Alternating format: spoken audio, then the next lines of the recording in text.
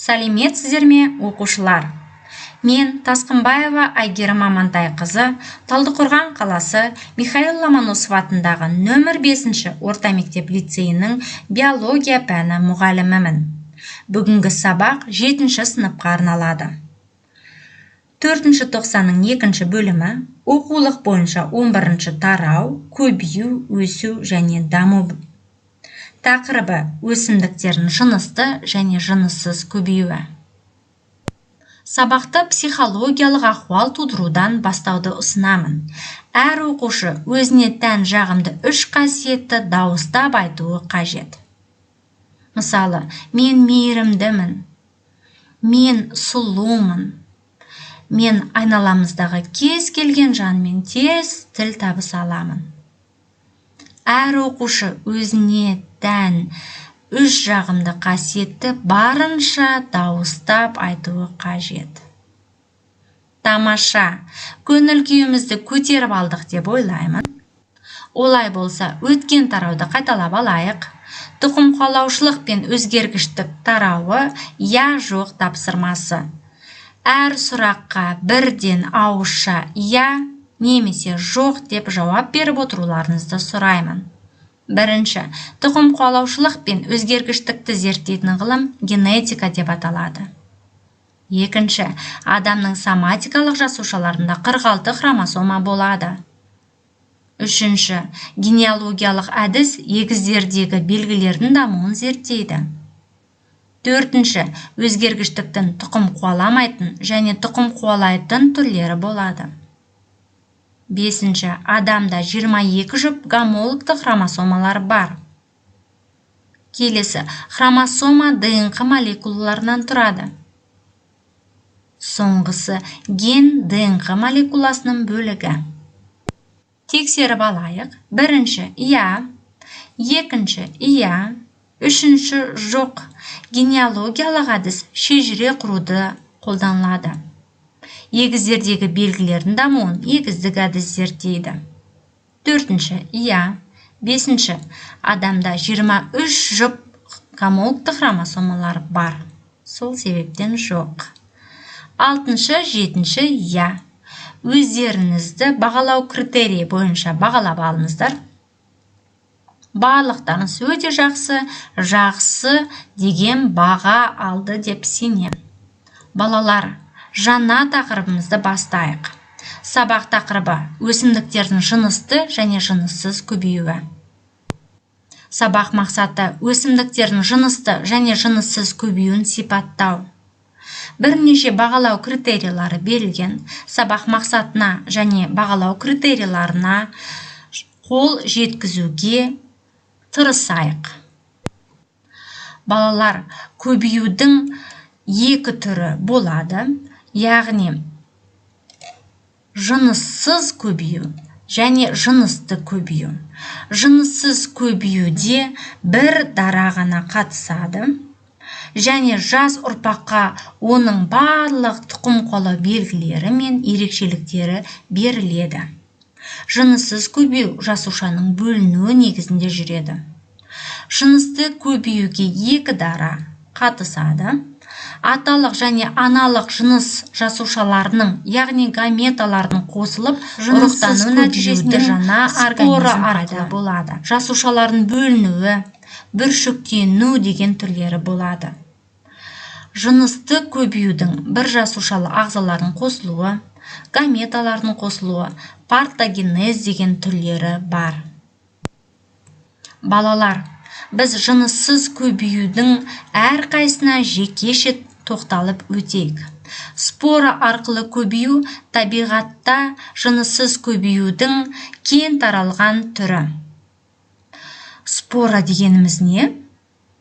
Спора грек тілінен алынғанда себу, егу, тұқым деген мағынаны білдіреді. Балдырларда, саңырауқұлақтарда және жоғарғы сатыдағы өсімдіктерде жыныссыз көбею кезінде түзіледі. Спора көбінесе бір жасушалы болып келеді. Сирек жағдайда көп жасушалы түрлері кездеседі. Споралар түзілетін қауашақ споранги деп аталады. Споралардың 3 түрі болады. Спора, зооспора, талшықты спора, канидий, шаң түріндегі спора. Төменгі сатыдағы өсімдіктер, яғни балдырларда талшықсыз және талшықты споралар түзіледі. Споралар таралу арқылы дамып жетіліп, жеке бір организм түзіледі. Ал саңырауқұлақтардың қалпақшасының астынан споралар түзіліп, таралу арқылы жеке бір организм өсіп, дамып жетіледі. Осылайша спора арқылы жыныссыз көбею жүзеге асады. Жасушалардың бөлінуі жыныссыз көбеюдің ең қарапайым формасы. Мысалы, бір жасушалы балдыр хламидомонада бірден екіге, әр екі жасуша тағы да өздері екіге бөліну арқылы жеке жасушалар, яғни организмдер пайда болып көбейеді. Бүршіктену арқылы көбею бір жасушалармен қатар көп жасушалы организмдерге тән. Бір жасушалы организмдердің ішінде ашытқы саңырауқұлағының аналық жасушасы томпайып бүршіктене бастайды. Бүршіктенген аналық жыныс жасушасының ядросы келесі бүршікке өтеді. Сөйтіп, бір жасушадан бірнеше жасушалар пайда болады. Алғашқы аналық жасушасында пайда болған жасушалар өмір сүре алады, немесе бөлініп жеке организмге айнала алады. Ал кейбір өсімдіктердің, мысалы каланхоя өсімдігінің жапырағында мынандай бүршіктер пайда болады. Ол бүршіктер жеке өсімдіктерге айналады. Сөйтіп бүршіктену арқылы организмдер көбейе алады.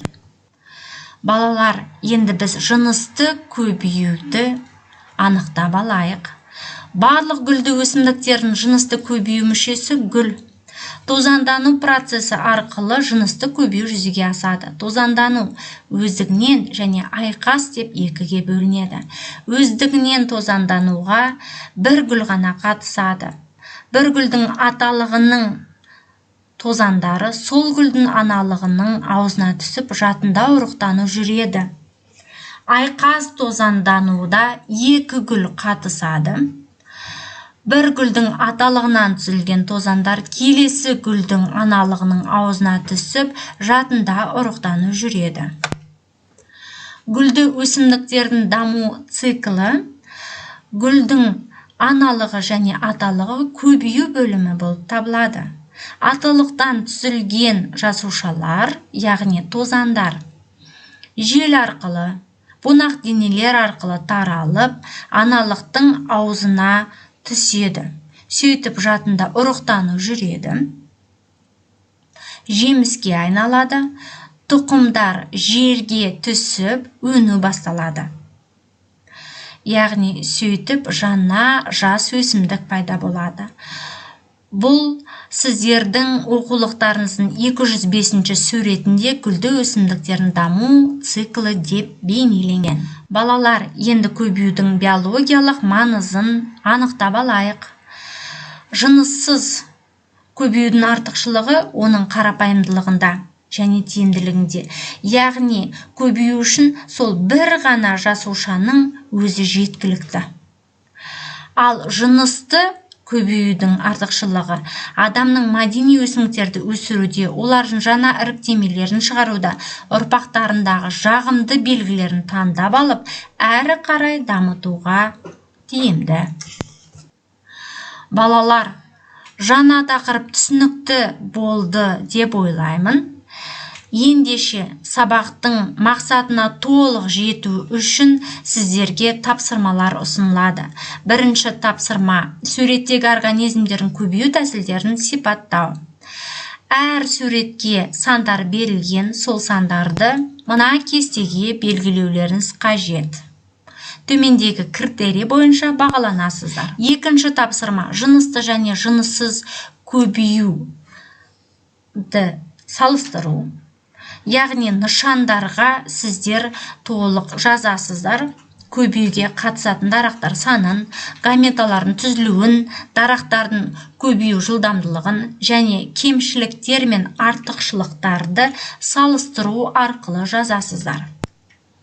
Балалар, бүгінгі бейне сабағымыздың кері байланысын, яғни рефлексиясын орнатып алайық. 3 арал рефлексиясы берілген. Сабақ сонында өздеріңізді қай аралда сезініп отырсыздар? Таңдауларыңызды сұраймын. Шеберлік аралы, білім аралы, түсіну аралы. Олай болса, үй тапсырмасын жазып алайық. 209 және 211 бет оқу, термин сөздерге анықтама жазу, слайдтағы 1-ші, 2-ші тапсырманы орындау. Назарларыңызға көп рахмет. Сау болыңыздар.